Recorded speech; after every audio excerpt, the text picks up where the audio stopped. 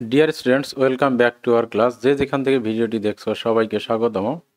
এখন আমরা পড়ব সাধারণ গণিত অর্থাৎ নবম দশম শ্রেণীর সাধারণ গণিত বইয়ের 3.5 অনুশীলনের 32 নং থেকে বাকি অংশগুলো। এর আগে আমরা 31 নম্বর পর্যন্ত করেছি।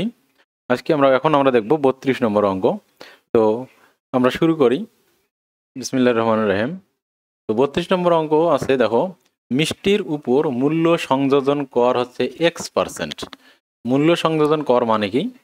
মূল্য সংযোজন কর মানে হচ্ছে যে একটা জিনিস যত টাকায় বিক্রয় করা হবে, অর্থাৎ এটা বিক্রয় মূল্যের উপর হয়, ক্রয় মূল্যের উপর মূল্য সংযোজন কর হয় না। ঠিক আছে? লাভ যেমন আমরা ক্রয় মূল্যের উপর হিসাব করি, তারপর যখন মুনাফা যখন হিসাব করা হয় কি আসলের উপর হিসাব করা হয়, কিন্তু মূল্য সংযোজন কর হিসাব করা হয় কার উপর? বিক্রয় মূল্যের উপর। এই জিনিসটা মাথায় রাখতে হবে। এইখানে অনেকেই ভুল করে যে মূল্য সংযোজন কর কার উপর হিসাব করা হয়? বিক্রয় মূল্যের উপর। এই জিনিসটা খুবই ইম্পর্ট্যান্ট। অন্য অন্য জিনিস কার উপর হিসাব করা হয়? মানে মানে বিক্রয় মূল্যটা কার বিক্রয় মূল্য? দোকানদারের বিক্রয় মূল্যের উপর কি করে জিনিসটার, মানে দোকানদারের জন্য যেটা বিক্রয় মূল্য সেটার উপর ভ্যাট করা হয়। অথবা যে কিনে, ক্রেতা তো আর বিক্রি করে না, ক্রেতা তো কিনে, অর্থাৎ ক্রেতার ক্রয় মূল্য, অর্থাৎ ক্রেতার ক্রয় মূল্যের উপর, অথবা মানে যেটা ক্রেতার ক্রয় মূল্য ওইটাই তো বিক্রেতার কি বিক্রয় মূল্য। তার মানে বিক্রেতার বিক্রয় মূল্য যদি আমরা বিক্রেতা যদি হিসাব করি, যে সাধারণত একটা ক্রেতা হয়ে অঙ্কটা বিক্রেতার জন্য আসছে, ক্রেতার জন্য না। অঙ্কটা আসছে কত? বিক্রেতার জন্য। তাহলে বিক্রেতার জন্য ভ্যাটটা কার উপর মূল্যায়ন করা হবে? বিক্রয় মূল্যের উপর। বিক্রেতার জন্য বিক্রয় মূল্যের উপর ভ্যাট বসবে। ঠিক আছে? তো তাহলে তাহলে ওই হিসাব করে বিক্রেতা কি করবে? ভ্যাট হিসাব করে বিক্রয় মূল্য কি করবে? হিসাব করবে। ক্রয় মূল্য না। বিষয়টা এরকম না যে সে একটা 100 টাকায় একটা জিনিস কিনে নিয়ে আসছে, কিনে নিয়ে এসে তার সাথে ভ্যাট যুক্ত করে সে কি করছে, তার তার ভ্যাট, তার লাভ মনে করো যে 10 টাকা, তার লাভ 10 টাকা, সে লাভ 100 টাকায় সে কিনছে আর 10 টাকা লাভ করছে, তাহলে মোট হয়েছে কত? 110 টাকা। এখন ভ্যাট কত এর সাথে? এখন সে কি করবে? ভ্যাটও নিবে দোকানদারের কাছ থেকে, যে ভ্যাটটা সে সরকারকে দিবে। সেই ভ্যাটটা কত হবে? সেই ভ্যাট কিন্তু 100 টাকার উপর হিসাব করা হবে না, সেই ভ্যাট কিন্তু হিসাব করা হবে 110 টাকার উপর। ঠিক আছে? অর্থাৎ এক বিক্রেতা কত টাকা ভ্যাট দোকান ক্রেতার কাছ থেকে নিবে, বিক্রেতা দোকানদারের কাছ থেকে ভ্যাট নিবে, সে তার ক্রয় মূল্য হিসাব করবে, অর্থাৎ তার ক্রয় মূল্য প্লাস তার মুনাফা, ক্রয় মূল্য প্লাস তার লাভ, তার উপর এইটার উপর কি? ভ্যাট। এটার উপর কি? ভ্যাট। তাহলে ভ্যাটটা কার উপর? এই পি প্লাস আই এর উপর সে কি করবে? ভ্যাট নেবে, শুধু পি এর উপর না। তার মানে তার লাভ এবং জিনিসের দাম টোটাল করে যত হবে সেটার উপর সে কি করবে? ভ্যাট নেবে। ঠিক আছে? ভ্যাট নিয়ে তারপর যেটা হবে সে ওই দামে সে বিক্রি করবে। তাহলে ভ্যাট প্লাস ভ্যাট। তাহলে আমাদেরকে পরিশোধ করতে হবে জিনিসের দাম যেটা দিয়ে দোকানদার কিনেছে, দোকানদার যত লাভ করবে সেইটা, প্লাস এই দুইটার উপর সরকার যে পরিমাণ ভ্যাট নেয় সেটাতে। দোকানদার লাভ করে পি এর উপর আর সরকার ভ্যাট নেয় পি প্লাস আই এর উপর। ঠিক আছে? তার মানে দোকানদার যে লাভ করবে সেই লাভের জন্য ভ্যাট ক্রেতাকে দিতে হবে। কি উদ্ভট কথা! আচ্ছা, যাই হোক, তাহলে এইটার উপর ভ্যাট হবে। তাহলে এই জিনিসটা বুঝতে হবে। ঠিক আছে? তাহলে ভ্যাট হবে জিনিসের অ্যাকচুয়াল দামের উপর প্লাস যত টাকা দোকানদার লাভ করতেছে সেইটার উপর, দুইটার উপরে যত ভ্যাট হবে যোগ করার পর এইটা টোটাল হবে কি? প্রকৃত বিক্রয় মূল্য। ঠিক আছে? আমরা এই জিনিসটা দিয়ে একটা ক্রেতার জন্য এইটা হবে কি? ক্রয় মূল্য। ঠিক আছে? V P plus I plus V. আর ভিটা ডেফিনেটলি কার উপর হবে? পি প্লাস আই এর উপর ভি হবে। ঠিক আছে? আচ্ছা, যাই হোক, তাহলে তোমরা ভ্যাটের জিনিসটা বুঝলা। তো এটা অনেক ভ্যাট হয়ে যায় ওই হিসাবে একটা প্রকৃত মূল্যের চেয়ে। তাহলে দোকানদার যত বেশি লাভ করবে ভ্যাট তত বেশি দিতে হবে। ঠিক আছে? এটা হচ্ছে একটু ঝামেলা। দোকানদার যদি 10 টাকার জিনিস 50 টাকা লাভ করে তাহলে তোমাকে কিন্তু 60 টাকায় কী করতে হবে? 60 টাকার উপর ভ্যাট দিতে হবে। বুঝতে পারছো? তাহলে তুমি দোকানদার তোমাকে যত ঠকাবে সরকার তোমাকে তত শাস্তি দেবে। অর্থাৎ এসব ক্ষেত্রে এই জিনিসগুলো মাথায় রাখতে হবে। অর্থাৎ ওদের লাভ, ও কত টাকা লাভ করতেছে দোকানদার সেটার জন্য তোমাকে ভ্যাট দিতে হচ্ছে। ও যদি কম লাভ করে তাহলে কিন্তু ক্রেতার ভ্যাট কম হবে। আচ্ছা, যাই হোক, এখন বলছে মিষ্টির উপর মূল্য সংযোজন কর হচ্ছে X%। একজন বিক্রেতা ভ্যাট সহ পি টাকার মিষ্টি বিক্রয় করলে তাকে কত ভ্যাট দিতে হবে? এখানে এক্স এর মান দিয়েছে কত?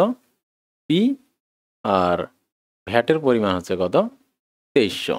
তাহলে ভ্যাট যেহেতু কার উপর দিতে হবে, এই বিক্রয় মূল্যের উপর দিতে হবে, তাহলে ভ্যাট সহ বিক্রয় মূল্য কত, পি। তাহলে অ্যাকচুয়াল বিক্রয় মূল্য তাহলে কত, তার মানে এই যে পি, এখানে কি আছে, ভ্যাটও আছে, তাহলে বিক্রয় মূল্য প্লাস ভ্যাট মিলে কত হয়েছে, বিক্রয় মূল্য প্লাস ভ্যাট মিলে হয়ে গেছে পি। তাহলে পি সমান কি, অ্যাকচুয়াল বিক্রয় মূল্য, অ্যাকচুয়াল কি বিক্রয় মূল্য, সেটা যদি এল হয় প্লাস ভ্যাট, এটা মিলে কত হয়েছে 2300 টাকা।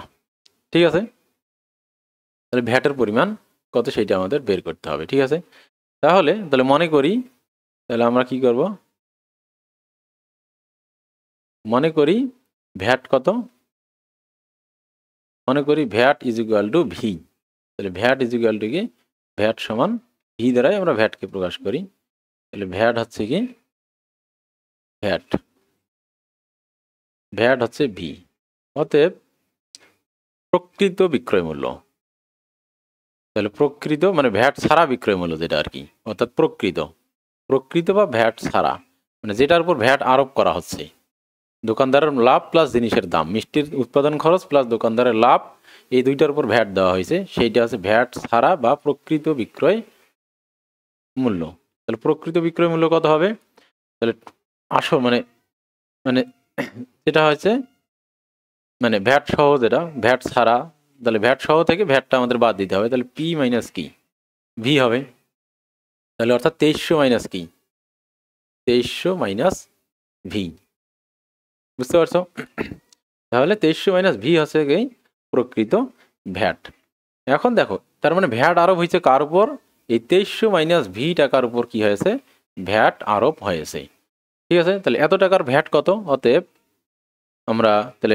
মোট ভ্যাট, তাহলে মোট ভ্যাট কত হবে বলো তো, তাহলে মোট ভ্যাট হবে এই টাকার উপর ভ্যাট আরোপ হয়েছে, তাহলে ভ্যাট হচ্ছে 2300 minus V divided by into কত 15, মানে 15% ভ্যাট ছিল, X% ভ্যাট, মানে X% ভ্যাটে মোট ভ্যাট, তাহলে X% এর জন্য, মানে ভ্যাট যদি X% হয় তাহলে মোট ভ্যাট কত হবে, তাহলে আমরা জানি যে যদি ওটা শিখিয়েছি যে এটার জন্য X% ভ্যাট হলে তো ভ্যাট হবে কি, ওই সংখ্যাটা গুণন এই যে যত পার্সেন্ট ডিভাইডেড বাই কি 100, তাহলে এইটা হচ্ছে কি মোট ভ্যাট। তাহলে বুঝতে পারলাম ভ্যাট জিনিসটা কত হইলো, তাহলে এইটা হলো ভ্যাট। তাহলে এখন এটা হলো ভ্যাট, তাহলে এই জিনিসটা প্লাস এটা, ঠিক আছে, সমান কত 2300 হবে। তাহলে 2300, তাহলে এইটা হচ্ছে কি ভ্যাট ছাড়া ক্রয় মূল্য প্লাস ভ্যাট, ঠিক আছে, ভ্যাট ছাড়া ক্রয় মূল্য প্লাস ভ্যাটের পরিমাণটা আমরা বের করলাম, 2300 minus V into X divided by 100, এইটা সমান কত 2300।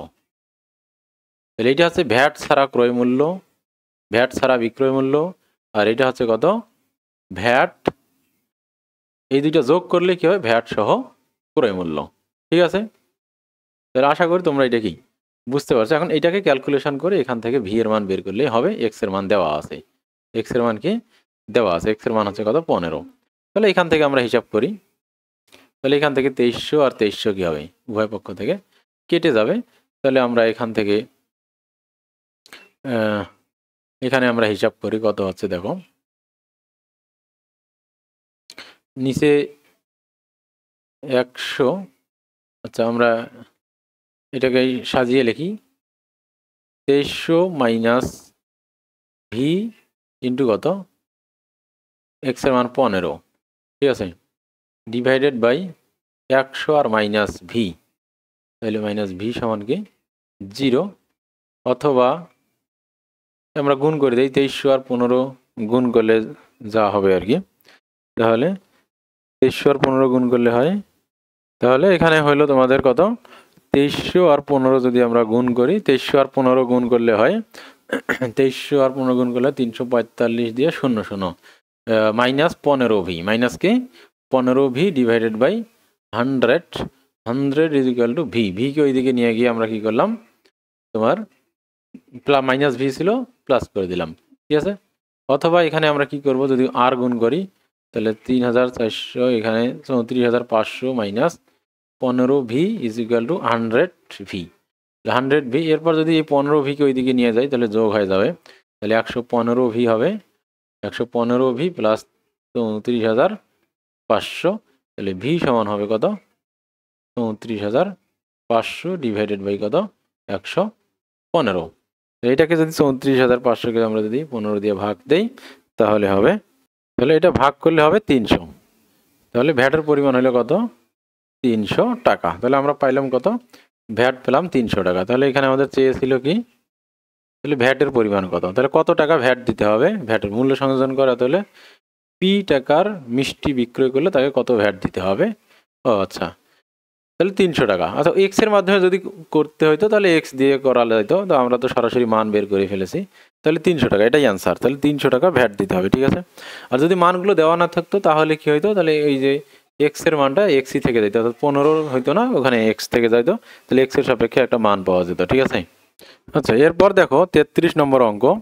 33 নম্বর অঙ্ক হচ্ছে, এটা ইম্পর্টেন্ট। এগুলো আগে পরীক্ষায় সেরকম আসতো না, কিন্তু এখন তোমার খুবই ইম্পর্টেন্ট। এখন পরীক্ষার প্যাটার্ন, প্রশ্নের প্যাটার্ন অনেকটা চেঞ্জ হয়ে যাবে। তো এখানে দেখো 33 নম্বর অঙ্ক বলছে যে কোনো সংখ্যা এবং ওই সংখ্যার গুণাত্মক বিপরীত সংখ্যার সমষ্টি হচ্ছে 3। তো কোনো সংখ্যা, তাহলে আমরা ধরি, তাহলে ধরি নেই, ধরি সংখ্যাটি এক্স, ধরি সংখ্যাটিকে এক্স চলকে প্রকাশ করো, ঠিক আছে। তাহলে ধরি সংখ্যাটি এক্স, ক দিয়ে ক নম্বর ধরি সংখ্যাটিকে এক্স, সংখ্যাটিকে এক্স চলকে প্রকাশ করতে বলছে, প্রকাশ করে উপরের তথ্যকে সমীকরণের মাধ্যমে প্রকাশ করতে বলছে। আচ্ছা, ভালো কথা। তাহলে ধরি সংখ্যাটি এক্স, তাহলে ওই সংখ্যার গুণাত্মক বিপরীত, তাহলে কোনো সংখ্যার গুণাত্মক বিপরীত, তাহলে গুণাত্মক বিপরীত মানে হচ্ছে 1/x, আর যোগাত্মক বিপরীত যদি এক্স হয় তাহলে যোগাত্মক বিপরীত হবে -x। তাহলে বিপরীত সংখ্যা দুই ধরনের হয়, একটা হচ্ছে গুণাত্মক বিপরীত, একটা যোগাত্মক বিপরীত। যোগাত্মক বিপরীত হচ্ছে x - x, আর গুণাত্মক বিপরীত হলে মানে হর লব চেঞ্জ হয়ে যাবে। মানে বিষয়টা হচ্ছে এরকম, একটা ভগ্নাংশ যদি 2/3 হয় তাহলে এর গুণাত্মক বিপরীত হবে 3/2। তাহলে এখানে আমরা জানি যে কোনো সংখ্যাকে আমরা কি x/1 ধরতে পারি, তাহলে গুণাত্মক বিপরীত হর হয়ে যাবে লব, লব হয়ে যাবে হর। তাহলে বিপরীত, গুণাত্মক বিপরীত মানে হচ্ছে হর হয়ে যাবে লব, লব হয়ে যাবে হর, ঠিক আছে। আশা করি এটা বুঝতে পারছো তোমরা। তাহলে গুণাত্মক বিপরীত মানে হর হবে লব, লব হবে হর। তাহলে যে কোনো সংখ্যার হর হয় 1, তাহলে গুণাত্মক বিপরীত হবে হর 1 উপরে চলে যাবে, আর এক্সট্রা ছিল লব, সেটা নিচে আসবে। এটা হচ্ছে গুণাত্মক বিপরীত। তাহলে এই দুইটার সমষ্টি হচ্ছে কত?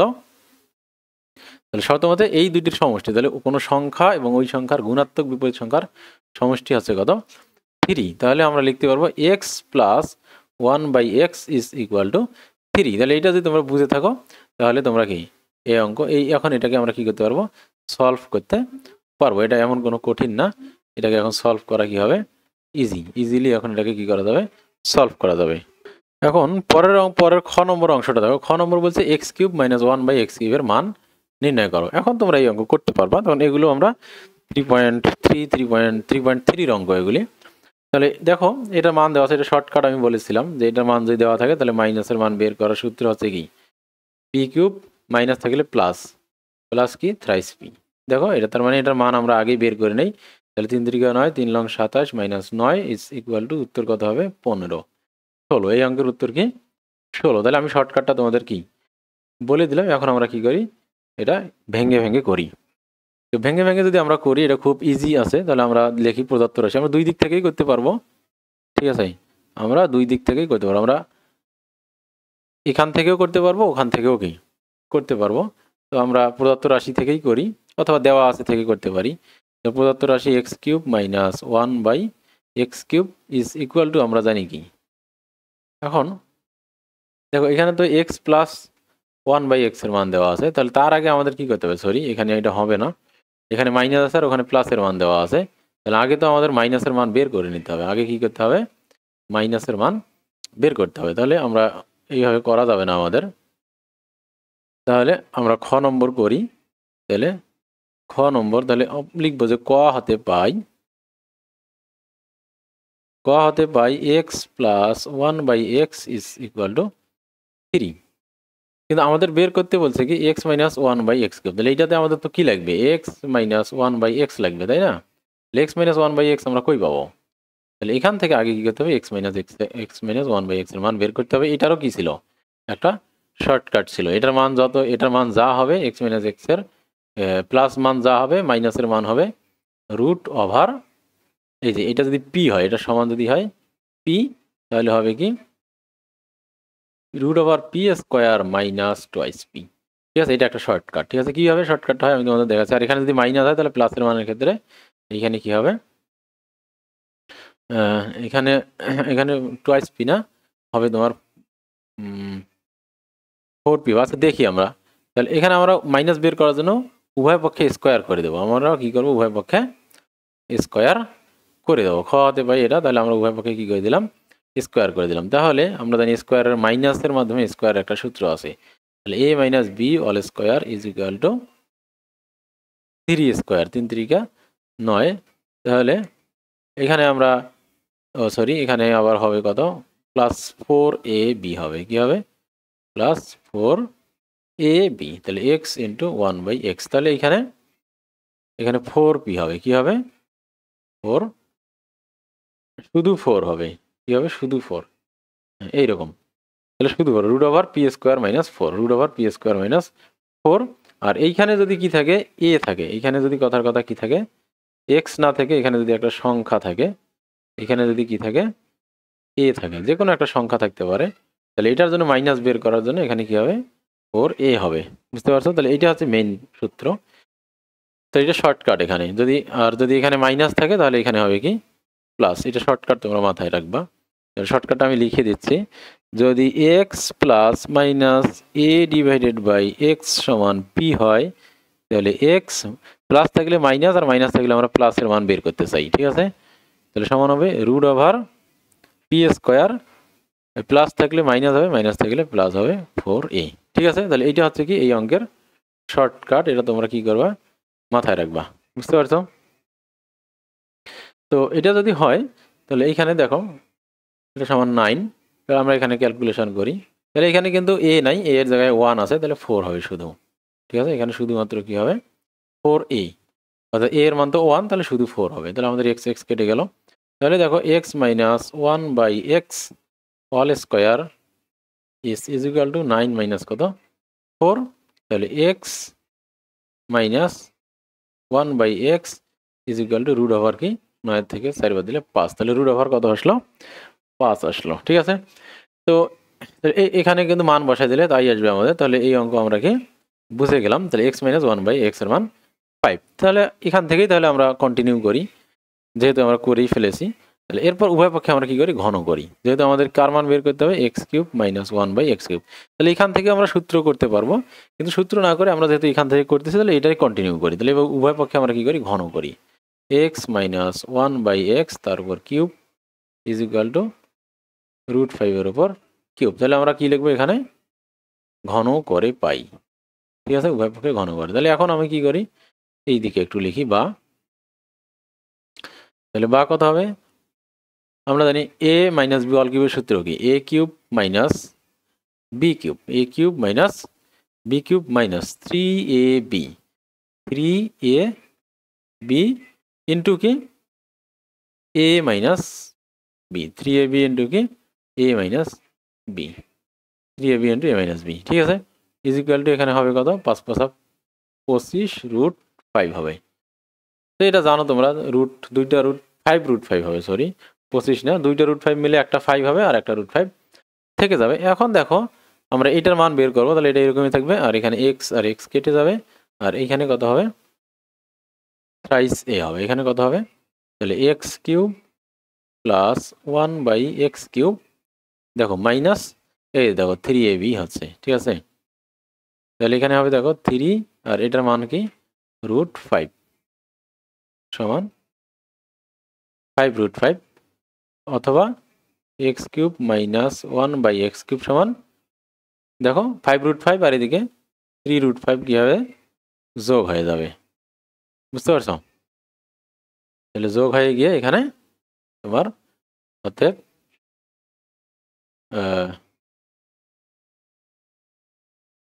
দেখো এখানে, তাহলে x cube minus 1/x cube is equal two হচ্ছে 8 রুট 5।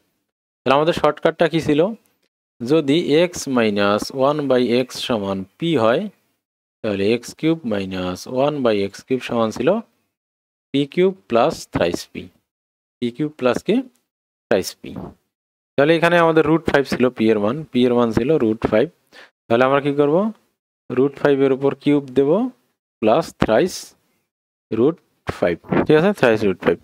তাহলে দেখো এটা হিসাব করলে কিন্তু 8√5 হচ্ছে আমাদের, ঠিক আছে। তাহলে এই শর্টকাটগুলো তোমরা মাথায় রাখবা। আমি ওই অধ্যায় করানোর সময়ও কি এই শর্টকাটগুলো তোমাদের সাথে আলোচনা করেছি, ঠিক আছে। তো শর্টকাটগুলো অবশ্যই তোমরা মাথায় রাখবা। এবার দেখো 34 নম্বর কি বলছে, এটা বেশ বড় অঙ্ক। কোনো সমিতির সদস্যগণ প্রত্যেকেই সদস্য সংখ্যার 100 গুণ চাঁদা দেওয়ার সিদ্ধান্ত নিল, ঠিক আছে। 100 জন 100 গুণ, অর্থাৎ সদস্য সংখ্যা যদি যেটাই হোক না কেন চাঁদা দিবে কত, তার 100 গুণ, অর্থাৎ 10 জন হইলে 1000 টাকা চাঁদা দিবে, 5 জন হইলে 5 গুণন 100 সমান 500 টাকা চাঁদা দিবে, ঠিক আছে। কিন্তু 4 জন সদস্য চাঁদা না দেওয়ায় প্রত্যেকের চাঁদার পরিমাণ পূর্বের তুলনায় 500 টাকা বেড়ে গেল। তাহলে ওই যে আগে একটা অনুশীলনীতে অঙ্ক ছিল, পূর্বের তুলনায় কত টাকা বেড়ে গেছে, 3 টাকা করে বেড়ে গেছে।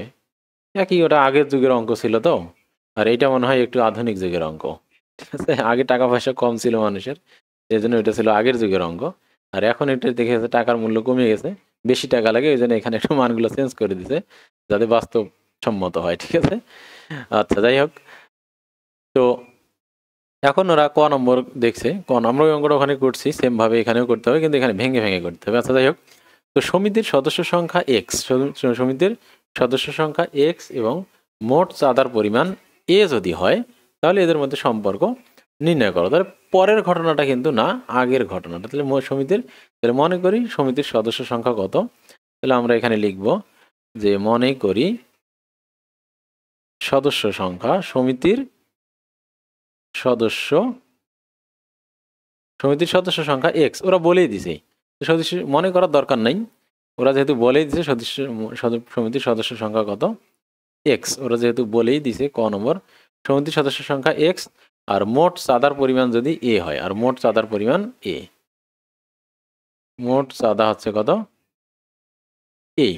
তাহলে এটা যদি হয় তাহলে তাহলে বিষয়টা কেমন দাঁড়াবে, মোট চাঁদা, তাহলে ওখানে বলাই আছে, তাহলে সদস্য সংখ্যা যদি এক্স হয় তাহলে অর্থাৎ তাহলে একজনের চাঁদা, সদস্য সংখ্যা এক্স, অতএব কি একজনের চাঁদা, সদস্য সংখ্যা যদি এক্স হয়, ঠিক আছে। তাহলে আমরা জানি এখানে দেওয়া আছে একজনের চাঁদা কত, একজনের চাঁদার পরিমাণ কত হবে, অতএব একজনের চাঁদা,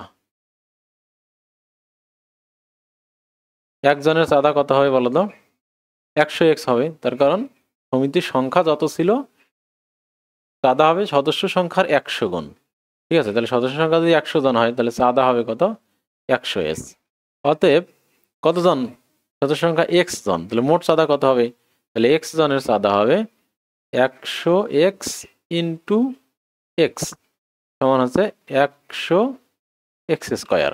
অতএব আমরা লিখতে পারবো কি, ওখানে যে পরিমাণটা দেওয়া আছে, তাহলে মোট চাঁদা কত, এ, অতএব মোট চাঁদা এ ইজ ইকুয়াল টু, ওটা মোট চাঁদা এ দেওয়া আছে, এ ইজ ইকুয়াল টু হবে কি 100x স্কোয়ার। তাহলে বুঝতে পারছো, তাহলে সদস্য সংখ্যা ওরা এক্স দিয়েছে, তাহলে একজনের চাঁদা হবে কি, একজনের চাঁদা হবে 100x, অর্থাৎ প্রত্যেকেই সদস্য সংখ্যার 100 গুণ চাঁদা দিবে, তাহলে একজনের চাঁদা হবে 100 ইন্টু এক্স। তাহলে আবার সদস্য সংখ্যা এক্স জন, তাহলে এক্স জনের চাঁদা হবে কি 100x ইন্টু এক্স, তাহলে 100x স্কোয়ার। তাহলে মোট চাঁদা হচ্ছে, তাহলে এরা বলেছে মোট চাঁদার পরিমাণ এ, তাহলে এ সমান হবে 100x স্কোয়ার।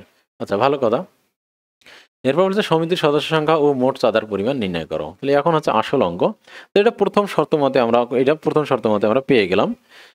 এরপর দেখো, তাহলে খ নম্বর যদি আমরা করি, খ নম্বর তাহলে আমরা লিখে দিই প্রথম ক্ষেত্রে, তাহলে প্রথম ক্ষেত্রে মানে কি, প্রথম ক্ষেত্রে মোট চাঁদা এ ইজ ইকুয়াল টু 100 স্কোয়ার, এটা আমরা কোথায়, ক হাতে পাইলাম, এটা কোথা থেকে পাইলাম, ক হাতে, ঠিক আছে। ক হাতে মোট চাঁদা কত, A is equal to 100x square. কিন্তু পরে এবার দ্বিতীয় ক্ষেত্রে কি বলছে দেখো, দ্বিতীয় ক্ষেত্রে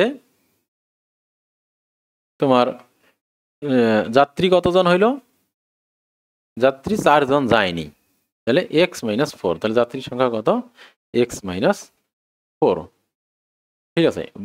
এখন যাত্রী যায় নাই, কিন্তু বাসের ভাড়া কি কমে গেছে, বাসের ভাড়া কিন্তু কমে নাই, ঠিক আছে, বাসের ভাড়া কিন্তু কমে নাই। তাহলে এখন কিন্তু 100x টাকা ভাড়া দিলে হবে না, এখন কিন্তু তোমার 100 ইন্টু এক্স মাইনাস 4 এই পরিমাণ ভাড়া দিলে হবে এখন? আর বরং ভাড়া তো আরও বাড়বে উল্টে, এটা তো কম হয়ে গেল। ভাড়া এখন কি, বাসের ভাড়া এখন বেড়ে যাবে, এটা প্রথমের কথা ছিল এটা, কিন্তু এখন তো 4 জন যাচ্ছে না।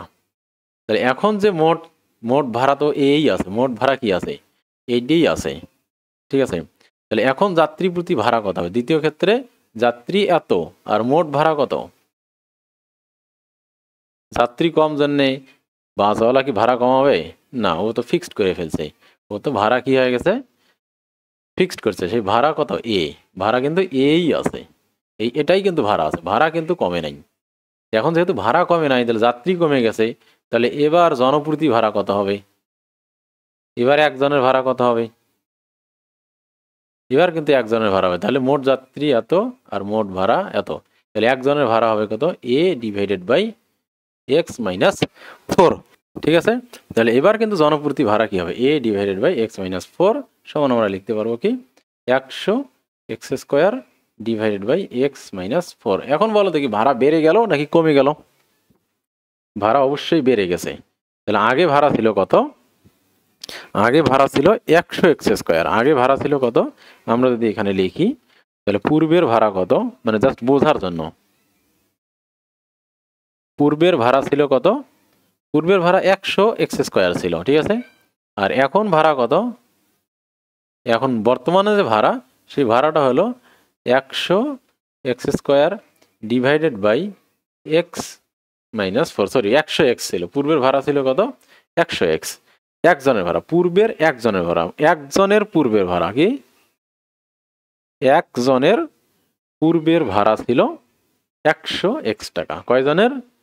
একজনের, একজনের পূর্বের ভাড়া 100 এক্স টাকা, এটা আমরা হিসাব করছি। কিন্তু এখন একজনের ভাড়া কত? এখন একজনের ভাড়া হচ্ছে এটা। তাহলে আগের চেয়ে এখন ভাড়া কি হবে? বেড়ে যাবে। সেই বাড়তি ভাড়াটা কত দেওয়া আছে? 500 টাকা। তাহলে অতএব বাড়তি ভাড়া, অতএব আমরা কি লিখবো? বাড়তি ভাড়া, অতএব বা ভাড়া বেড়েছে, আমরা কি লিখবো? বাড়তি ভাড়া কত হবে?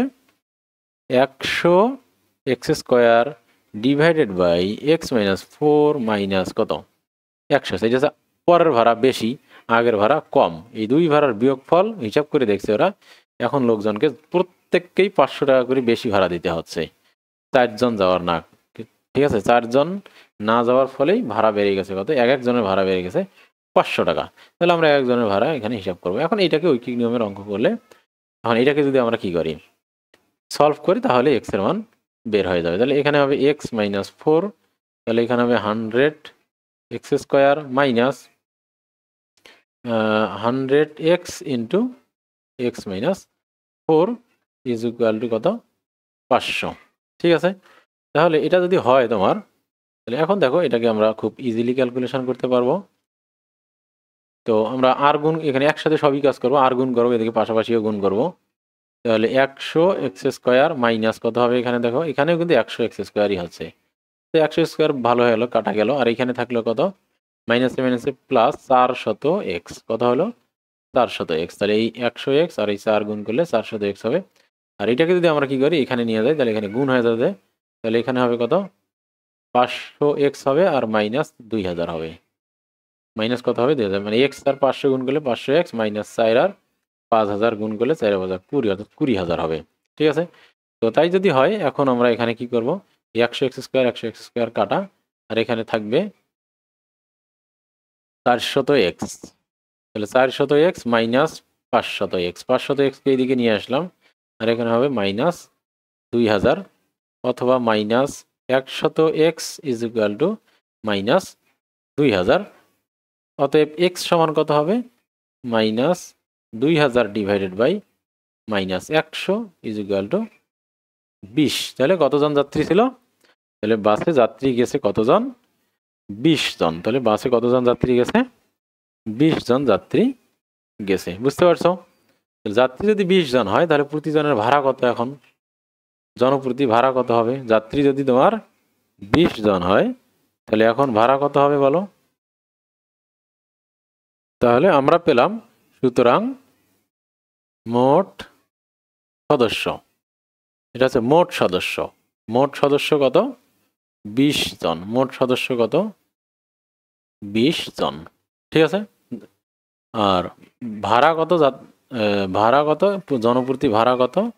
ভাড়া 100 x ছিল, ভাড়া ছিল 100 x, তাহলে 100 গুণন 20 সমান কত? 2000। তাহলে এখান থেকে করতে পারবা, আবার এইভাবেও ভাড়া এইভাবেও করতে পারবা। 100 x² divided by x minus 4, same হবে, একই ভাড়া হবে। দেখো একই ভাড়া হবে, 100 গুণন 20² ডিভাইডেড বাই 20 মাইনাস 4, হিসাব করে দেখবা সেম হবে, ঠিক আছে। হিসাব করে একদম সেম টু সেম হবে। এখানে মোট ভাড়া চাইনি, মোট চাঁদা চাইছে, তাহলে মোট চাঁদা হবে 100 x², তাহলে 100 গুণন 20², ঠিক আছে। তাহলে মোট চাঁদা 100 গুণন 20² করলে যা হবে সেটাই হবে কি তোমার মোট চাঁদার পরিমাণ, ঠিক আছে। তাহলে এত, তাহলে কত? 2 2 4, 400, আর এখানে 3টা শূন্য, তাহলে মোট চাঁদা হচ্ছে কত?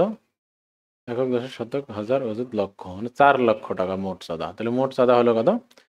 4 লক্ষ টাকা, বুঝতে পারছো? তাহলে এই ছিল অঙ্ক। এখন দেখো এখানে কি বলছে, গ নম্বর অঙ্কে কি বলছে, যে মোট চাঁদার 1/4 অংশ, মোট চাঁদার 1/4 অংশ 5% হারে এবং অবশিষ্ট টাকা 4% হারে 2 বছরের জন্য সরল মুনাফায় বিনিয়োগ করা হলো, মোট মুনাফা কত? তাহলে এটা হিসাব করাই যাবে। তাহলে আমরা তাহলে তাহলে খ হতে পেলাম কত? মোট চাঁদা পেলাম 4 লক্ষ টাকা। কত? একক, দশক, শতক, হাজার, অযুত, লক্ষ। মোট চাঁদা পেলাম আমরা কত? 4 লক্ষ টাকা। তাহলে 5% হারে বিনিয়োগ হবে কত? 5% হারে, 5% হারে বিনিয়োগ হবে কত? এত এর 4 ভাগের 1 ভাগ, ঠিক আছে। 4 ভাগ মানে 1 লক্ষ টাকা আর কি, ভাগ 4 সমান 1 লক্ষ টাকা। 10 শতক, হাজার, অযুত, লক্ষ, 5টা শূন্য, এখানে একটা শূন্য বেশি হয়ে গেছে, তাহলে 1 লক্ষ টাকা, ঠিক আছে, 5% হারে। তাহলে অতএব তাহলে এখানে মুনাফা কত হবে? তাহলে এখানে মোট মুনাফা কত হবে? এখানে শুধু এখানে এই ক্ষেত্রে মুনাফা, আর মোট মুনাফা না, এক্ষেত্রে মুনাফা হবে I সমান PNR। কত? PNR। পি এর মান এখানে 1 লক্ষ টাকা, তাহলে দশক, শতক, হাজার, অযুত, লক্ষ ইন্টু এন এর মান কত দেওয়া আছে? 2 বছরের জন্য, অর্থাৎ এখানে 2 বছর, আর 5% হারে, তাহলে 5 ডিভাইডেড বাই 100, ঠিক আছে। তাহলে এখানে হিসাব করলে কত হবে? একটা 2টা শূন্য কাটা, একটা 2টা শূন্য কাটা, তাহলে 5 দুগুণে 10 হবে, 10 দিয়ে আবার 1 2 3টা শূন্য, তাহলে 10,000 টাকা হবে। তাহলে কত হবে? 1 লাখ টাকা। 10 লাখ, একক, দশক, শতক, হাজার, লক্ষ, তাহলে একক, শতক, হাজার, মানে 10,000 টাকা। তাহলে এখানে মুনাফা পাওয়া যাবে কত? 10,000, আর বাকি, আর 4% হারে বিনিয়োগ হবে কত? 4% হারে বিনিয়োগ, 4% হারে বিনিয়োগ হবে কত? ওই 4,000 থেকে 1,000, 4 লাখ থেকে 1 লাখ বাদ দিলে হবে কত? 3 লক্ষ। একক, দশক, শতক, হাজার, 3 লক্ষ। তাহলে অতএব এক্ষেত্রে মুনাফা কত হবে? মুনাফা I2, এটাকে যদি I1 দেই, তাহলে একক, দশক, শতক, হাজার, এন এর মান কত? 2, আর আর এর মান কত এবার? 4/100। তাহলে এবার 1 2 কেটে যাবে, তাহলে এখানে কত হবে? 4 দুগুণে 8, 3 8 24, তাহলে 24 দেওয়ার পর 3টা শূন্য, তাহলে এখানে 24,000 টাকা হবে। তাহলে ওখানে হলো কত? 10,000 টাকা, আর এখানে হলো 24,000 টাকা। তাহলে মোট মুনাফা হলো কত? তাহলে মোট মুনাফা হবে কত? 10,000 যোগ 24,000 সমান কত হবে? 34,000 টাকা, বুঝতে পারছো? তাহলে এই অঙ্ক খুব সহজ অঙ্ক ছিল, যে মোট যে টাকা ছিল সেই টাকার মোট চাঁদার 1/4 অংশ। তাহলে 1/4 অংশ সমান কত হবে? তাহলে 1/4 অংশ 5% হারে বিনিয়োগ হবে। তাহলে 5% হারে বিনিয়োগ হবে কত? মোট চাঁদার 4 ভাগের 1 ভাগ। অথবা তোমরা জিনিসটাকে এইভাবে লিখতে পারো, তাহলে এত ইন্টু 4 ভাগের 1 ভাগ, মানে কি যে কোনো জিনিসের ভগ্নাংশ বের করতে হলে এইভাবে করতে হয়। তাহলে ওই সংখ্যাটা গুণন ওই ভগ্নাংশটা, ঠিক আছে? হিসাব করলে এখানে 1 লক্ষ হবে।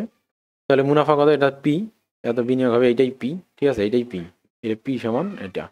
তো পি এর মানে এটা, এন এর মান 2 দেওয়া আছে, আর এর মান 5। তো পরের অংশটা তাহলে তোমরা বুঝছো।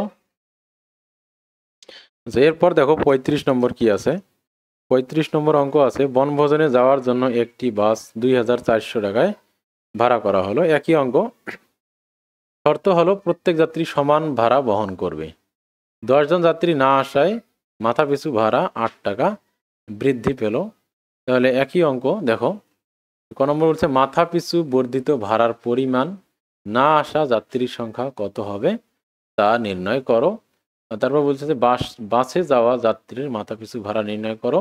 তারপর এটা যাই হোক, ক নম্বর করলে এখানে মেনলি হয়ে যাবে, ক নম্বর করলে অঙ্ক হয়ে যাবে। এখানে আসলে এইটা জীবনও ক নম্বরে দিবে না 2 মার্কের জন্য, তার কারণ এটা নিজেই 4-5 মার্কের প্রশ্ন, 4 মার্কের প্রশ্ন, ঠিক আছে? এগুলো কি খেয়ে প্রশ্ন করছে আল্লাহ জানে। যাই হোক, তো বনভোজনে যাওয়ার জন্য একটি বাস, তাহলে বাস ভাড়া কিন্তু 2400 টাকাই আছে, কোনো সমস্যা নাই। এরপর বলছে প্রথমে কি করছে, প্রথমে তারা সমান যাত্রী, প্রথমে ভাড়া কত দিবে, তাহলে এটা তাহলে মনে করি যে, তাহলে আমরা মনে করি, তাহলে একইভাবে ধরে নিতে হবে। মনে করি মোট যাত্রী, তাহলে মোট যাত্রী সংখ্যা কত? এক্স জন। মোট যাত্রী সংখ্যা কত? এক্স জন। তাহলে তাহলে ভাড়া হবে, যার জনপ্রতি ভাড়া হবে কত, তাহলে প্রত্যেকের ভাড়া কত হবে, তাহলে প্রত্যেকের, তাহলে প্রত্যেকের ভাড়া হবে কত? 2400 ডিভাইডেড বাই এক্স টাকা। এটা বুঝে গেছো তোমরা। এরপর বলছে যে 10 জন যদি না আসে, তাহলে এটা হচ্ছে প্রথম ক্ষেত্রে। এবার যে 10 জন না আসায়, 10 জন না আসায় প্রত্যেকের ভাড়া, এবার প্রত্যেকের ভাড়া কত হবে? এবার তো লোকজন কি কম, লোকজন কত? 10 জন কমে গেছে না, আগে ছিল এক্স জন, তাহলে এখন লোক হইলো কতজন? এক্স মাইনাস 10 জন, তাহলে ভাড়াও হবে কত? 2400 ডিভাইড বাই, তাহলে 2400 টাকা আগে ছিল, আগে এক্স জন দিত, এখন তো এক্স জন দিবে না, এখন এক্স মাইনাস 10 জনকেই কি সেই ভাড়াটা দিতে হবে। তাহলে এবার প্রত্যেকের ভাড়া কত হবে? 2400 minus X by X minus 10, এক্স মাইনাস 10, এটা হবে কি এবার প্রত্যেকের ভাড়া। বুঝতে পারছো? 10 জন যেহেতু আসে নাই, ঠিক আছে, মানে বিষয়টা এরকম, আগে যদি থাকতো 50 জন, তাহলে 50 জনে 2400 টাকা ভাড়া দিত, তাহলে 2400 ডিভাইড বাই 50। এবার 10 জন আসে নাই, তাহলে হয়েছে কত? 40 জন, তাহলে 40 জনকেই ওই 2400 টাকা ভাড়া দিতে হবে। তাহলে কি হলো, তাই না? ভাড়া বেড়ে গেল না? তাহলে এখানেও তাই হলো, ঠিক আছে? বুঝতে পারছো? তো এবার দেখো, তাহলে এবার ভাড়া তাহলে বেড়ে গেছে, এর ভাড়া বেশি, তাহলে অতএব বাড়তি ভাড়া কত? অতএব বাড়তি ভাড়া, তাহলে ভাড়া বাড়লো কত? 2400 divided by X minus 10 minus, মানে আগে যেহেতু পরে ভাড়া বেড়ে গেছে, তাহলে এখানে হবে কি 2400 ডিভাইডেড বাই এক্স। তাহলে এইটুকু ভাড়া কি আছে? বেড়ে গেছে। এই বাড়তি ভাড়াটুকু দিয়েছে কত? 8 টাকা। তাহলে বাড়তি ভাড়া কত? 8 টাকা, অর্থাৎ মাথা পিছু ভাড়া বেড়ে গেছে কত? 8 টাকা, ঠিক আছে? তাহলে একজনেরই 8 টাকা ভাড়া বেড়ে গেছে, ঠিক আছে? তাহলে আমরা বের করলাম এটা সমান 8। এখন এখানে আমরা কি করব? 2400কে আমরা সামনে কমন যদি নেই, তাহলে আমাদের ইজি হবে। তাহলে এখানে 1, এখানে হবে কত? 1 ডিভাইডেড বাই এক্স সমান 8, ঠিক আছে? তো এটাকে যদি এরকম করি, তাহলে আমরা দেখো এবার কি হচ্ছে। আচ্ছা, তাহলে 2400 মতোই থাক, আর এইখানে হবে কত? এক্স মাইনাস 10 ইন্টু কি হবে? এক্স, এটা হবে লসাগু। তাহলে এখানে এক্স হবে মাইনাস এক্স মাইনাস 10 হবে, এগুলো তোমরা বুঝো, এটা সমান 8 হবে। তাহলে এখানে ফার্স্ট ব্র্যাকেট না দিয়ে সেকেন্ড ব্র্যাকেট দিলেই ভালো হয়, তখন ফার্স্ট ব্র্যাকেট উপরে ইউজ হয়ে গেছে। তো তাহলে এবার দেখো, তাহলে আমরা এখানে করব কত? আচ্ছা 2400, তাহলে 2400 ইন্টু এখানে কত হচ্ছে দেখো, এক্স মাইনাস প্লাস 10, তাহলে এখানে হবে এক্স স্কোয়ার মাইনাস 10x সমান 8, এটা গুণ করে দিলাম। তাহলে গুণ করে দিলে এখানে কি থাকবে? এক্স এক্স কেটে যাবে, তাহলে এখানে 2400 আর 10 গুণ করে হবে 24,000 হয়ে যাবে, ঠিক আছে? আর এখানে হবে x square minus 10 x is equal two 8। ঠিক আছে, তাহলে উপরে 2400 উপরের সংখ্যা, আর উপরে শুধু 10 আছে এখানে, তাহলে এখানে শুধুই 2400 আর এখানে শুধুই 10, তাহলে এই দুটোই গুণ হবে। এরপর যদি আমরা আর গুণ করি তাহলে এক্স আর এই নিচের এইটা আর 8 কি হয়ে যাবে, গুণ হবে। তাহলে 8x² মাইনাস 10x সমান কত, 24,000। ঠিক আছে, এরপর হবে কত, 8x² মাইনাস 10x মাইনাস 2400 বা 24,000 ইজ ইকুয়াল টু কত, 0। এখন এইটাকে আমরা কি করব, সলভ করব, এটা মিডিল টার্মে সলভ হবে। তাহলে 24 আর 8 যদি আমরা গুণ করি তাহলে দেখো, তাহলে 8 গুণন 24,000, তাহলে এটাকে এমনভাবে আমাদের ভাঙতে হবে যেন কি হয়, বিয়োগ করে, এখানে যেহেতু মাইনাস আছে তাহলে মাইনাস করে যেন কি হয়, 10 হয়। ঠিক আছে, এখানে যদি আমরা করি 4 32, 8 2 16 আর 3 19, 192, তাহলে তোমার এখানে, ঠিক আছে। তো এটা কত হইলে হবে সেটা তোমরা ক্যালকুলেটারে বসিয়ে দিলে এটা হবে। তাহলে এখানে আমরা একটুখানি ছোট করে নেই, ছোট করে নিলে কত হয়, 2 দিয়ে ভাগ দেই, তাহলে 4x² মাইনাস কত হবে, 5x ইজ ইকুয়াল টু, মানে প্লাস এখানে তখন 12,000 হবে, 24,000-এর পরিবর্তে কত হবে, 12,000 হবে। তাহলে ঠিক আছে, 12,000। আর এবার যদি আমরা তাহলে 4 আর 12,000 গুণ করব, কত, 4 আর 12,000 গুণ করবো, তাহলে 4 বরং 48,000 হবে। কত হলো, 48,000। ঠিক আছে, এই 48,000-কে ভেঙে এমন দুইটা সংখ্যা গুণ করে 48,000 হইতে হবে যেন সেটা কি হয়, 5 হয়। ঠিক আছে, দেখো এখানে 80x হবে, এখানে হবে 80x, 8 10 80x, 10x না, 8 দিয়ে দুইটাকেই গুণ করতে হবে, 8 10 80x। এবার যদি আমরা এইখানে আমাদের এটা ছোট হয়ে যাবে অনেক, ঠিক আছে, 8 10 80x, তাহলে এবার আমরা কি করতে পারবো, 8 দিয়েই সবাইকে ভাগ করতে পারবো। ঠিক আছে, 8 দিয়েই ভাগ করতে পারবো, তাহলে 8 দিয়ে ভাগ করলে এখানে হবে x² মাইনাস 10x মাইনাস 3 8 24, অর্থাৎ 3,000 হবে। ঠিক আছে, 3,000 সমান 0। এবার 3,000-কে এমন দুইটা সংখ্যা ভাঙতে হবে যেন কি হয়, বিয়োগফল কত হয়, 10 হয়।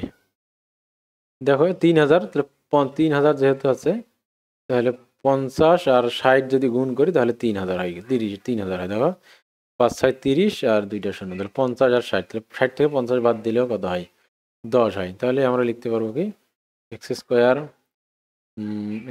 Minus 60x plus 50x minus কত, 3,000 ইজ ইকুয়াল টু 0। তাহলে এখানে x কমন নিলে হবে x মাইনাস 60, আর প্লাস 5 যদি কমন নেই তাহলে 50x হবে, তাহলে 50 কমন নিলে x মাইনাস 60 হবে, তাহলে x মাইনাস 60 আর x plus 50 is equal to 0। তাহলে দুইটা সংখ্যার গুণফল 0 হলে আমরা জানি যে কোনো একটা 0 হবে। তাহলে আমরা লিখব হয় x minus 60 is equal to 0, x সমান 5 হবে, 60 হবে। ঠিক আছে, অথবা যে কোনো x plus 50 is equal to 0 হবে, তাহলে কি হবে, x সমান হবে -5। তাহলে জনসংখ্যা কখনো কি হইতে পারে না, ঋণাত্মক হইতে পারে না। তাহলে অতএব যাত্রী সংখ্যা কত হবে, তাহলে যাত্রী সংখ্যা হবে কত, 60 জন। যাত্রী সংখ্যা কতজন, 60 জন, এটা হচ্ছে একটা অ্যান্সার।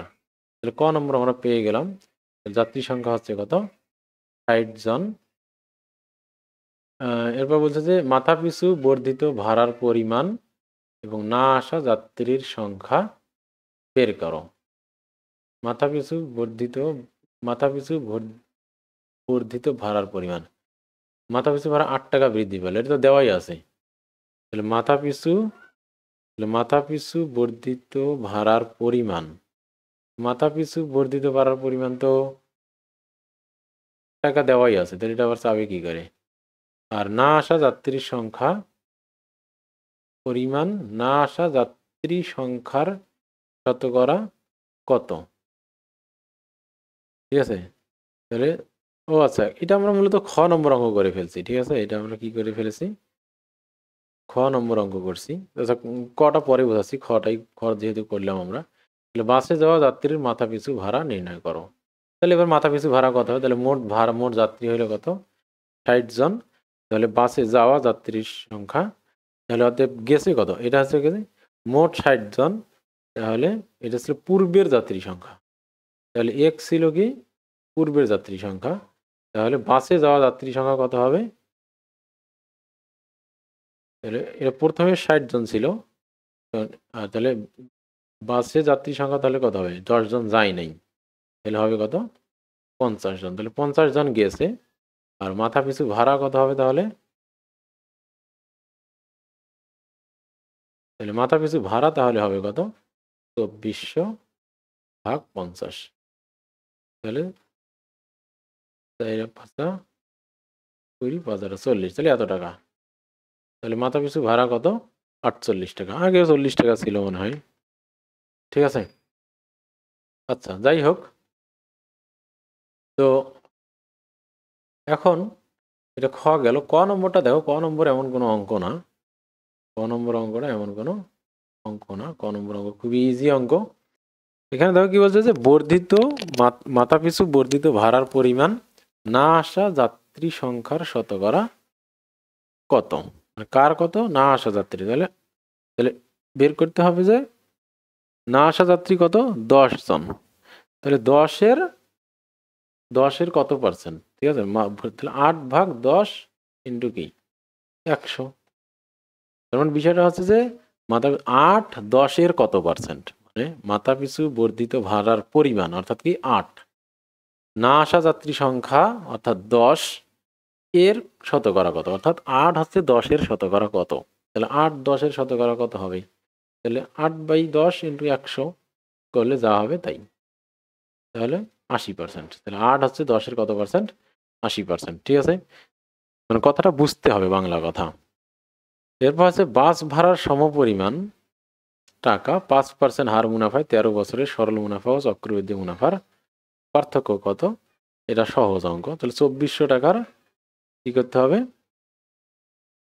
সরল মুনাফা এবং চক্রবৃদ্ধি মুনাফার অঙ্ক করতে হবে। এটা আর আমি করাচ্ছি না, এখন এটা খুবই ইজি অঙ্ক। এরকম অঙ্ক অনেক করানো হয়েছে। এখন এখানে দেখো 36 নম্বর অঙ্ক। এমনিতে এই অঙ্ক কমন সেন্সে বোঝা যাচ্ছে যে কোনটা বেশি হবে। বলছে যে দাঁড় বেয়ে একটি খালের এ বিন্দু থেকে বি বিন্দুতে যেতে যে ফিরে আসতে হবে। তাহলে যাইতে হবে এ বিন্দু থেকে, তাহলে একটা হচ্ছে খাল, এটা হচ্ছে একটা কি খাল।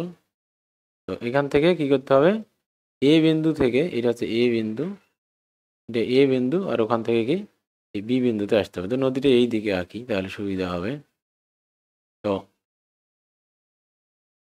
মনে করো যে এটা একটা নদী, এই খাল। ঠিক আছে, এই দাঁড় বেয়ে খালের এ বিন্দু, এ থেকে বি বিন্দুতে গিয়ে আবার ফিরে আসতে হবে। তাহলে এই দিকে স্রোত আছে ধরি নেই, তাহলে এটা হচ্ছে এ বিন্দু আর এটা হচ্ছে বি বিন্দু। তাহলে এইদিকে এ থেকে বিতে গিয়ে আবার কি আবার ফিরে আসতে হবে, আবার কি ফিরে আসতে হবে। তাহলে এইদিকে স্রোত আছে, তাহলে স্রোত থাকলে বেশি সময় লাগবে নাকি না থাকলে বেশি সময় লাগবে? ঠিক আছে, তাহলে এখন দেখো যদি স্রোত না থাকে, মনে করো প্রথমে স্রোত নেই, তাহলে আমরা ধরে নেই যে খুবই ইম্পর্টেন্ট একটা অঙ্ক, ছোট অঙ্ক না কিন্তু, ভালো করে বুঝো। আমি আস্তে আস্তে আগাই আর অঙ্কটা করি। প্রথমে মনে করি, তাহলে মনে করি স্রোত নেই। তাহলে আগে এগুলো ধরে নেই, দাঁড়ের বেগ,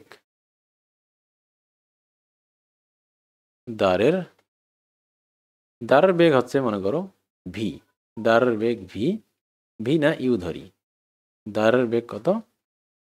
ইউ। আর এ থেকে বি এর ডিস্টেন্স মনে করো ডি, এ থেকে বি এর ডিস্টেন্স হচ্ছে ডি। আচ্ছা ভালো কথা।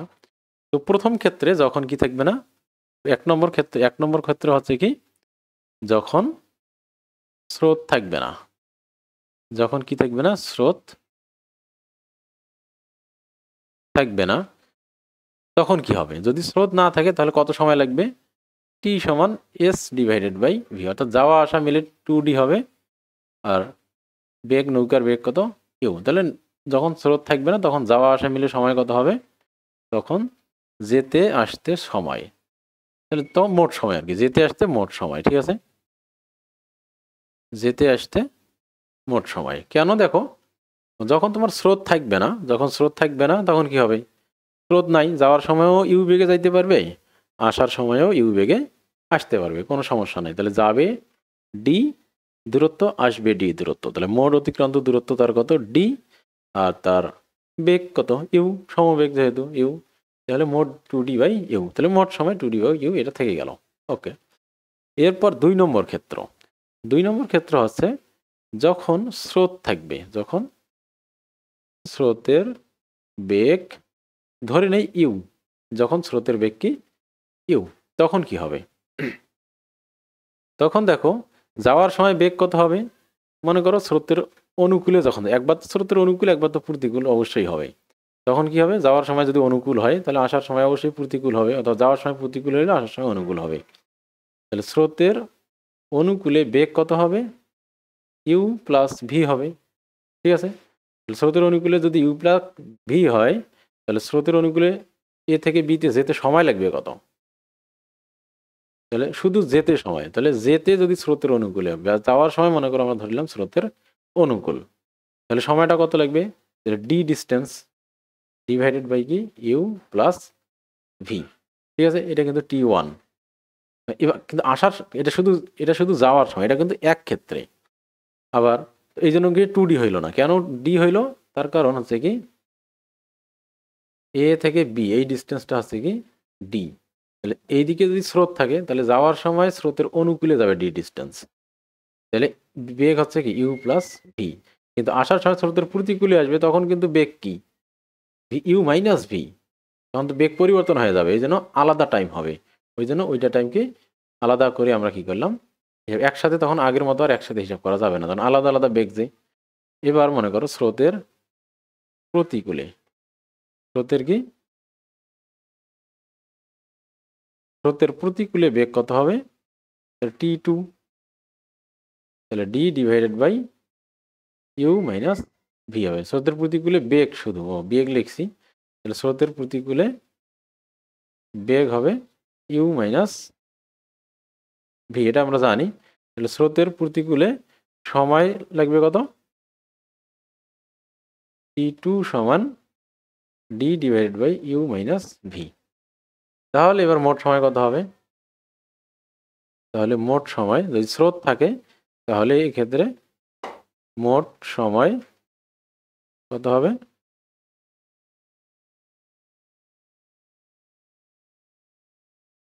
T1 প্লাস T2, তাহলে একবার অনুকূল একবার প্রতিকূল, তাহলে দুইটা যদি আমরা যোগ করি তাহলে একটা D divided by U plus V plus D divided by U minus V. তাহলে আমরা যদি এখানে লসাগু করি তাহলে U plus V into U minus V, ঠিক আছে, লসাগু কত হবে, U plus V into U minus V, আর এখানে কত হবে দেখো, D into U minus V হবে plus D into U plus V হবে, ঠিক আছে।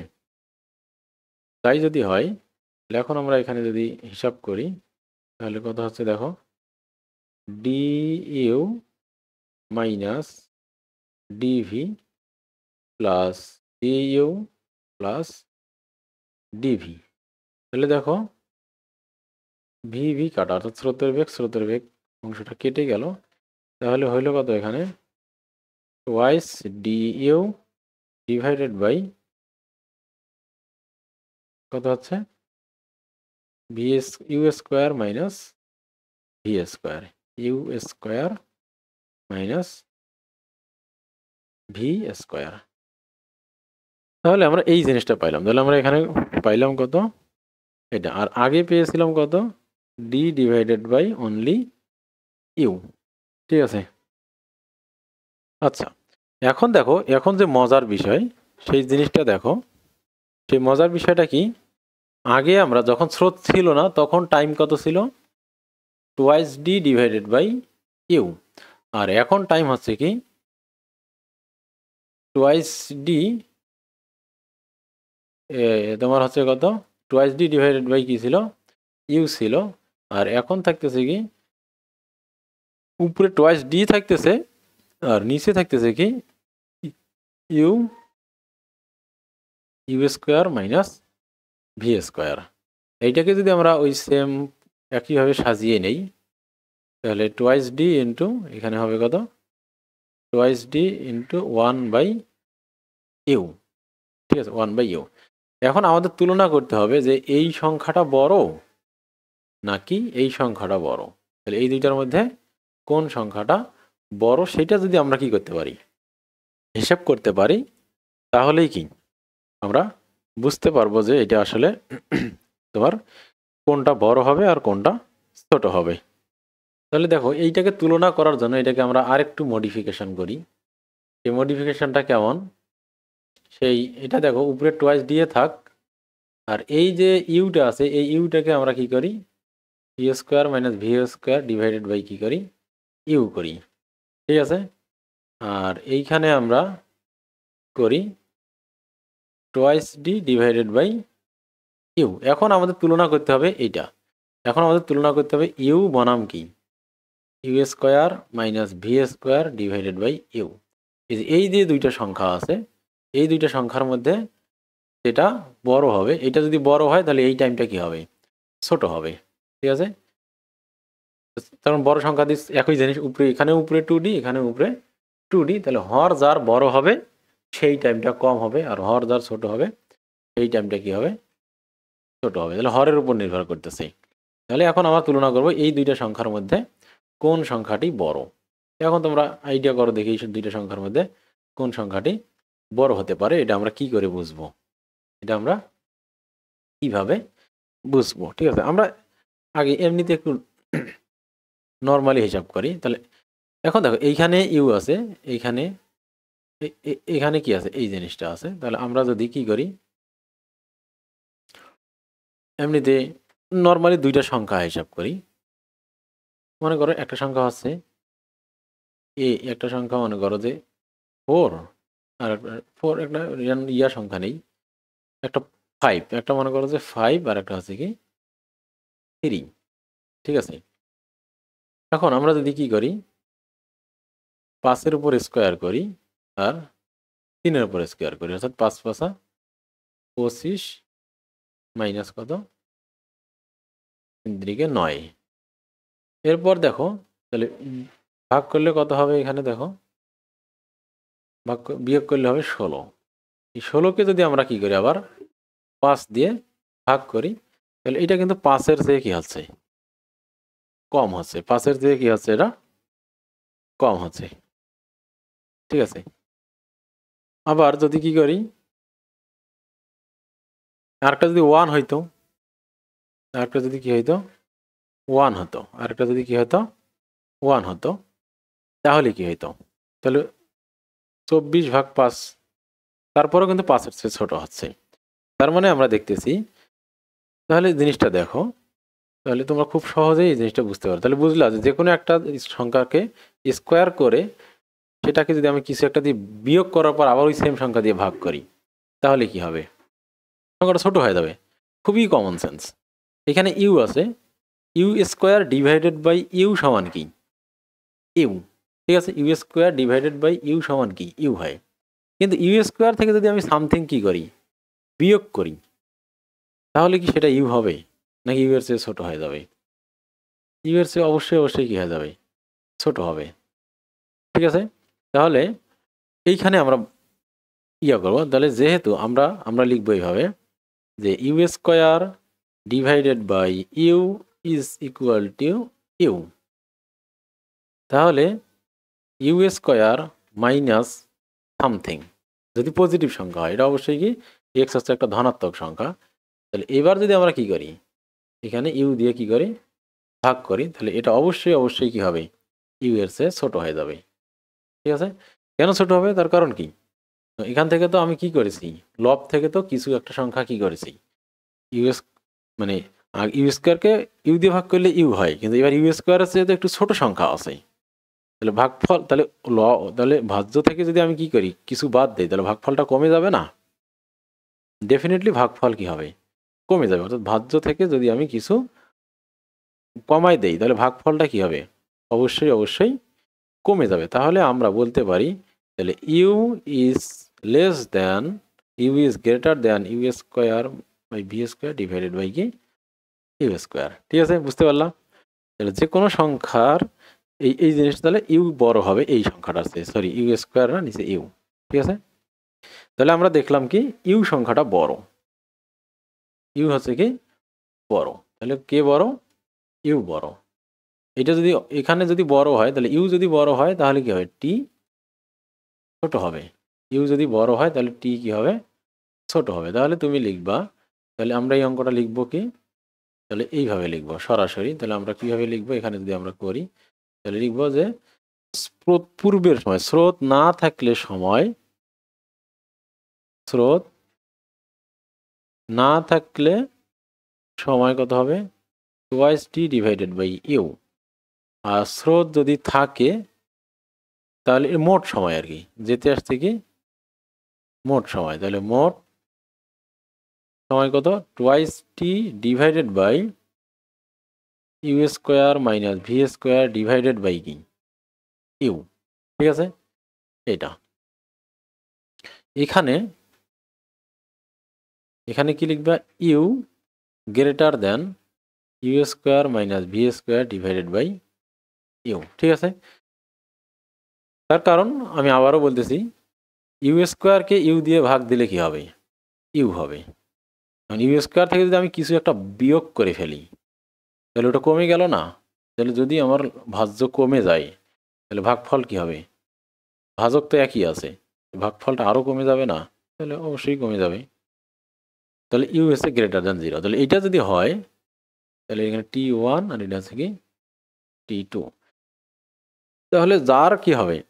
আবার কোনো জিনিসের হর যখন বড় হয় তখন ভাগফলটা কি হয়? ছোট হয়ে যায়। অতএব T1 লেস দ্যান কি হবে? T2 হবে।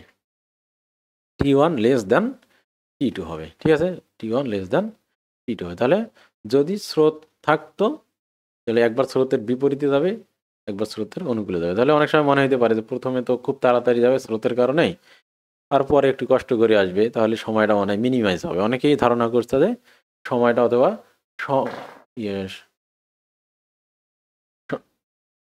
তাহলে তোমরা হয়তো মনে করছো, অনেকেই মনে করছো যে মনে হয় একই সমান সময় লাগবে। অর্থাৎ যখন স্রোত ছিল না তাহলে দুই ক্ষেত্রেই একই হয়ে গেছে, আর যখন স্রোত আছে তখন একবার কি হয়েছে? জোরে গেছে, আর একবার কি আস্তে আসছে। তাহলে দুইটাই মিলে হয়তোবা মিনিমাইজ হয়ে গেছে, কিন্তু বিষয়টা তা না। যদি স্রোত না থাকে তাহলে যাওয়া আসা মিলে কি হবে?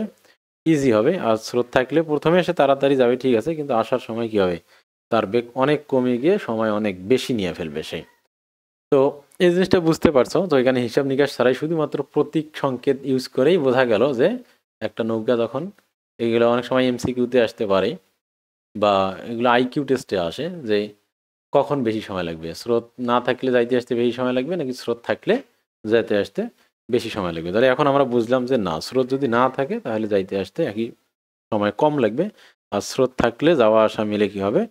সময় বেশি লেগে যাবে। ঠিক আছে, এখন দেখো 37 নম্বর কি বলছে, যে একটি মাঠে ধ্রুব হারে ঘাস বৃদ্ধি পায়। একটি মাঠে কি ধ্রুব হারে ঘাস বৃদ্ধি পায়, একই হারে ঘাস বৃদ্ধি পায়। ঠিক আছে, এরপর বলছে যে 17টি গরু 30 দিনে সব ঘাস খেয়ে ফেলতে পারে। 17টি গরু কি করতে পারে? 30 দিনে সব ঘাস খেয়ে ফেলতে পারে। তবে 19টি গরুর লেগে যায় 24 দিন। 19টি গরুর কয়দিন লাগে? 24 দিন। এরপর বলছে যে একদল গরু 6 দিন ঘাস খাওয়ার পর 4টি গরু বিক্রয় করা হলে ঘাস খাওয়া শেষ করতে আরও 2 দিন লাগলো। ঘাস খাওয়া শেষ করতে কয়দিন লাগলো? আরও 2 দিন লাগলো। দলটিতে শুরুতে কতগুলো গরু ছিল? দলটিতে শুরুতে কতগুলো, তার মানে প্রথমে যেগুলো ওগুলো ইনফরমেশন দিয়েছে, ওখান থেকে ইকুয়েশন ডেভেলপ করতে হবে। আর পরে মূলত এইটা যে এক দল গরু, অর্থাৎ কিছু সংখ্যক গরু 6 দিন ঘাস খাওয়ার পর কি করছে?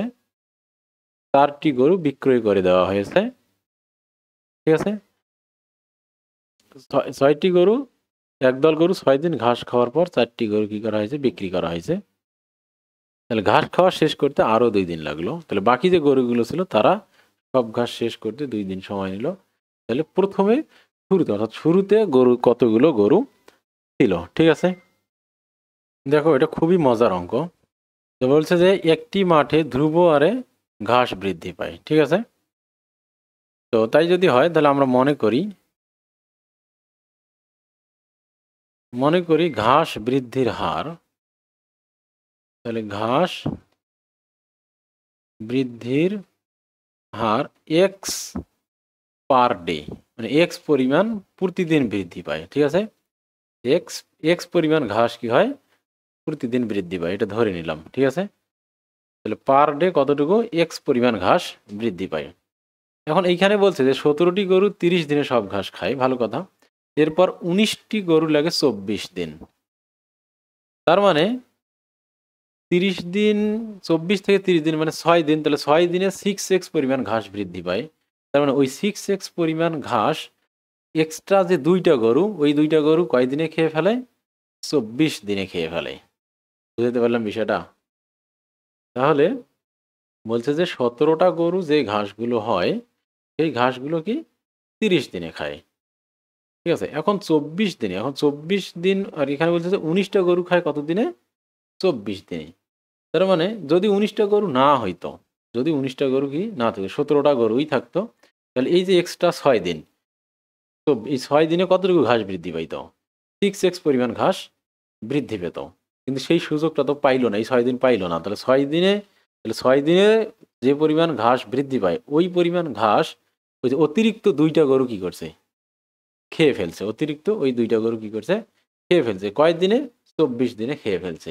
এই কারণেই কি কারণে ঘাস শেষ হয়ে গেছে, তারপর আর ঘাস কি বাড়েনি। তার মানে এখান থেকে আমরা হিসেব পাইলাম যে 6x পরিমাণ ঘাস, তাহলে দুইটি গরু, তাহলে আমরা বলতে পারলাম যে দুইটি গরু 24 দিনে 6x পরিমাণ ঘাস খায়। কতটুকু ঘাস খায়, 6x পরিমাণ ঘাস খায়। ঠিক আছে, তাহলে আমরা বলতে পারবো যে একটি গরু একদিনে কতটুকু ঘাস খায়, 6x ডিভাইডেড বাই 2 ইন্টু 24, 2। ঠিক আছে, তাহলে কত হবে, 3x divided by 4 6 24, 6x divide by 6। তাহলে এই পরিমাণ কি, এই পরিমাণ ঘাস খায়, এই পরিমাণ x ডিভাইডেড বাই এই পরিমাণ ঘাস খায়। ঠিক আছে, বুঝতে পারছো? তাহলে তাহলে একটা গরু একদিনে x ডিভাইডেড বাই 6 পরিমাণ ঘাস খায়, ভালো কথা। তাহলে এই পর্যন্ত আমরা বুঝলাম। এখন আমরা অঙ্কে চলে আসি। মনে করি প্রথমে মানে পি সংখ্যক গরু প্রথমে কি করছে, খাওয়া শুরু করছে। প্রথমে কত সংখ্যক গরু খাওয়া শুরু করছে, পি সংখ্যক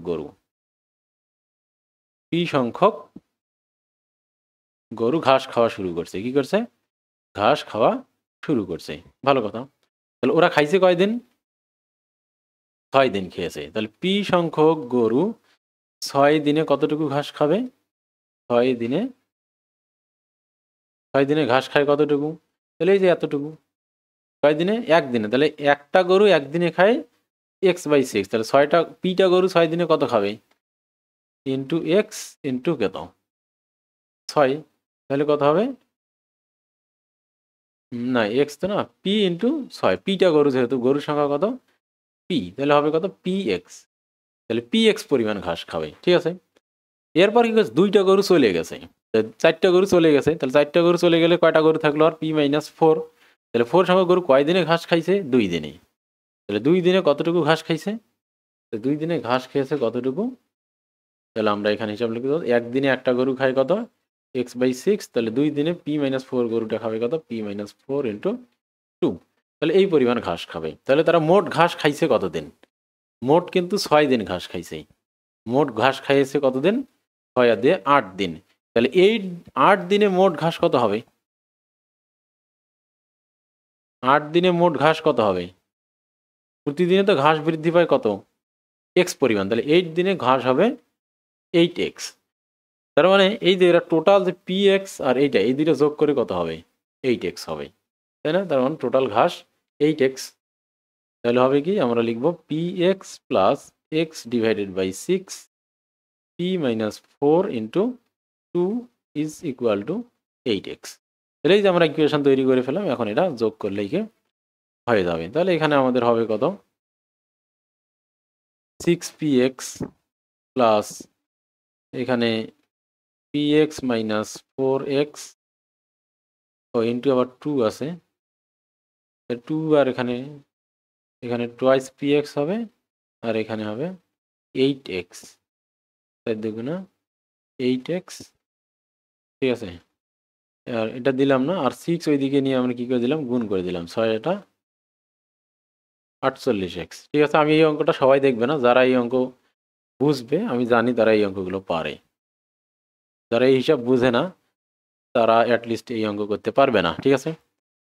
তো এখন যদি আমরা এখানে এক্স কমন নেই তাহলে উভয় পক্ষ থেকে এক্স কাটে যাবে, তাহলে হবে 6p plus twice P minus 8 is equal two এখানে হবে 48, তাহলে কত 6 দিয়ে 8p, 8p সমান হবে 48 আর 8 কত হয় 56, ঠিক আছে। 56 না, 48 আর 8, 8 8 16, হ্যাঁ 56 হয়। তাহলে পি সমান হবে কত 7 6 দিয়ে যেহেতু 8 হয় তাহলে কত 8 ডিভাইডেড বাই 7 8 56, তাহলে 7, তাহলে 7টা গরু খেয়েছে, কিন্তু এর আগে তো করলাম 9টা। আচ্ছা এখানে ক্যালকুলেশন খালি ভুল হচ্ছে, তোমরা একটু খেয়াল করবা, 4 6 24, 4 দ্বিগুণে 8 হবে, এখানে 8 হবে, এখানে কত হবে 4 দ্বিগুণে 8, তো তাই তো বলি 9 হবে উত্তর, 9টি গরু শুরু করেছিল, ঠিক আছে। তাহলে এইখানে হবে কত 8, এখানেও কত হবে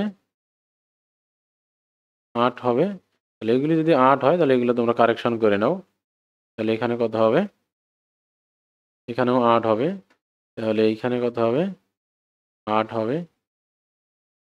আর আচ্ছা বাকিগুলো আমি আবার করি,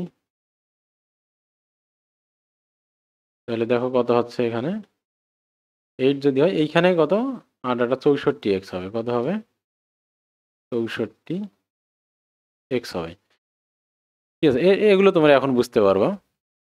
তাহলে এইবার দেখো x যদি আমরা কমন নেই আগের মতোই, তাহলে x কমন নিলে 8p plus twice P is equal two 64 plus 8, তাহলে আমি 72, এই যে দেখো 9p 10p সমান কত কত 8 8 দিয়ে 10p ইজ ইকুয়াল টু হচ্ছে কত, তাহলে এইখানেও হবে কত px, তাহলে এখানে হবে 3px ডিভাইডেড বাই 4 হবে, 3px ডিভাইডেড বাই 4 যদি হয় তাহলে এইখানে তাহলে কত হবে 3px ডিভাইডেড বাই 4, তাহলে এখানে 6 হবে, ঠিক আছে, এইখানে 6 হবে আর এইখানে 6 হবে, হ্যাঁ এইবার মিলছে। তাহলে এইবার হবে তোমার কত 8p, 8p is equal two হবে এখানে 72, ঠিক আছে, 72, তো 4 8 12 হয়, তাহলে পি সমান 9, এই যে তাহলে 9টি গরু, তাহলে প্রথমে ঘাস খাওয়া শুরু করছিল কতটি গরু 9টি গরু। তো তোমরা আশা করি এই অঙ্কটা বুঝতে পারছো, ঠিক আছে। যদি বুঝতে না পারো তাহলে তোমরা কমেন্টে লিখবে, আমি পরের ক্লাসে এই অঙ্কটা হয়তো বা কোনো এক ক্লাসে আবার এই অঙ্কটা শুধুমাত্র এই অঙ্কের উপরেই ক্লাস নিব, খুবই ইম্পর্টেন্ট একটা অঙ্ক, মানে এগুলো পরীক্ষা আসবে না কিন্তু বাট তোমাদের ম্যাথের যে দক্ষতা এটা বাড়ানোর জন্য, এই ম্যাথের স্কিল বাড়ানোর জন্য এই ধরনের অঙ্ক খুবই গুরুত্বপূর্ণ।